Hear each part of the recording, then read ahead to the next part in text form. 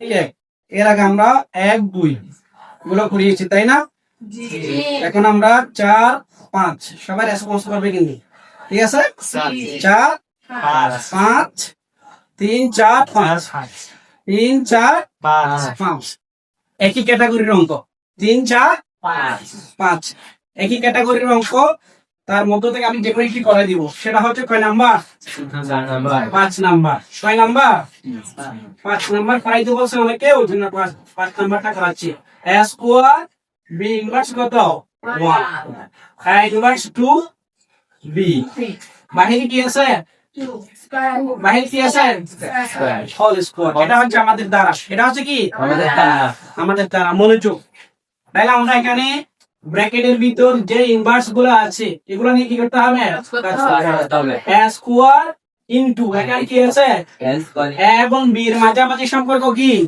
গুণ। a এবং b এর মাঝামাঝি সম্পর্ক কি? গুণ। a এবং b এর মাঝামাঝি সম্পর্ক কি? গুণ। তাহলে b ইনভার্স 1 কি লেখা যাবে? 1/b। সূত্র কোনটা? a inverse 1। তাহলে নিচে কি a ইনভার্স 2 কি করব? কত? 1/a স্কয়ার ইনটু কত? b। বাহিরে কি? Whole square. আমি আবার বলতেছি, মনোযোগ। এখানে যে b এর মধ্যে ইনভার্স 1 আছে, এর মধ্যে ইনভার্স কি আছে? 2 আছে। এগুলার কাজ করেছে, আর কিছু কাজ করিনি। তাইলে মাঝামাঝি সম্পর্ক গুণ, মাঝামাঝি সম্পর্ক কি? গুণ।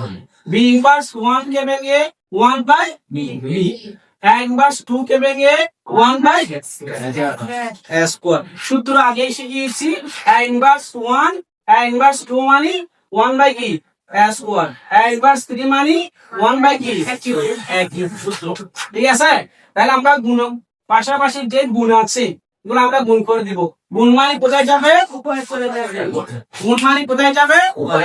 নিচে যদি হর না থাকে, কোন একটা সংখ্যা থাকলে ওটা লব হিসেবে আমরা ধরি। কি হিসাবে? নিচে মনে মনে কি থাকে? এই নিচে মনে মনে, এটা নিচে মনে মনে কি আছে? তুল মনে মনে, নিচে মনে মনে কি আছে? কোন একটা সংখ্যা, কোন একটা একক সংখ্যা থাকা মানে এটা নিচে মনে মনে কি থাকে? এক থাকে। একইভাবে আমরা এটা গুণ করে দিলে কত হয়? a square by b। এটা গুণ করে দিলে কত হয়? b by a square. বাহিরে কি? Whole square. এখন আমরা হোল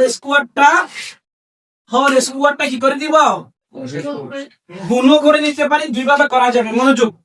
সরাসরি এখন হোল স্কয়ার গুণ করে দেওয়া যায়, অথবা আমরা এটা উল্টে দিয়ে কি করা যায়? গুণ করা যায়। আমরা এখানে কি করে দিব? হোল স্কয়ারটা a স্কয়ার উপর স্কয়ার মানে কত হয়? a to the power 4। b এর উপর স্কয়ার মানে উপর নিচে, b এর উপর স্কয়ার মানে a স্কয়ার উপর স্কয়ার মানে। মনোযোগ। এই হোল স্কয়ারটা আমরা উল্টে ফেলছি। কথা একটু মনোযোগ দিয়ে খেয়াল করবে। a স্কয়ারটা এটার সাথে মনোযোগ। স্কয়ারটা শুধু উপরে নয়, স্কয়ারটা শুধু কি নয়, এখানে হোল বলতে বোঝা পুরাটার উপর।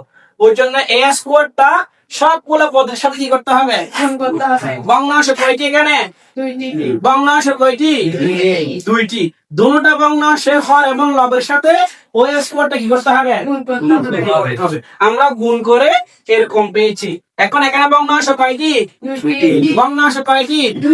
দুইটি ভগ্নাংশকে একটি ভগ্নাংশে পরিণত করার জন্য, দুইটি ভগ্নাংশকে একটি ভগ্নাংশে পরিণত করার জন্য প্রথমে উপরের ভগ্নাংশটি লিখবো a to the power 4 divided by কত? b square. a to the power 4 divided by b square. উপরের ভগ্নাংশটি লিখেছি। তাই দুটি ভগ্নাংশ একটি ভগ্নাংশ করার জন্য মাঝখানে যে মূল ভগ্নাংশটা আছে ওটাকে কি করে দিব? গুণ করে দিব। বাঘটা কি করে দিছি? গুণ করে দিছি।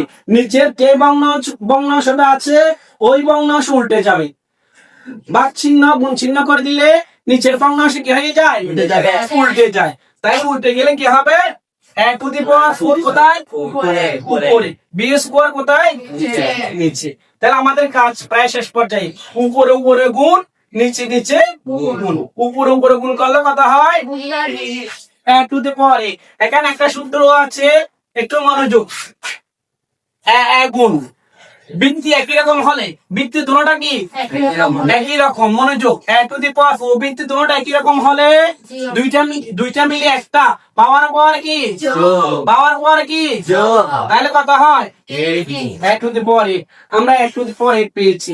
নিচেও বৃত্তি দুটোটা কি একই রকম, তাহলে বৃত্তি দুইটা মিলে কয়টা লিখছি একটা লিখছি। পাওয়ার পাওয়ার কি করে দিছি কেন যোগ মাঝখানে কি চিহ্ন দেয় মাঝখানে গুণ চিহ্ন থাকলে সূত্র মাঝখানে গুণ চিহ্ন থাকলে পাওয়ার পাওয়ার কি তখন বৃত্তি একই হলে মাঝখানে গুণ চিহ্ন থাকলে পাওয়ার পাওয়ারে গুণ মাঝখানে বাক চিহ্ন থাকলে পাওয়ার পাওয়ারে কি মনে থাকবে।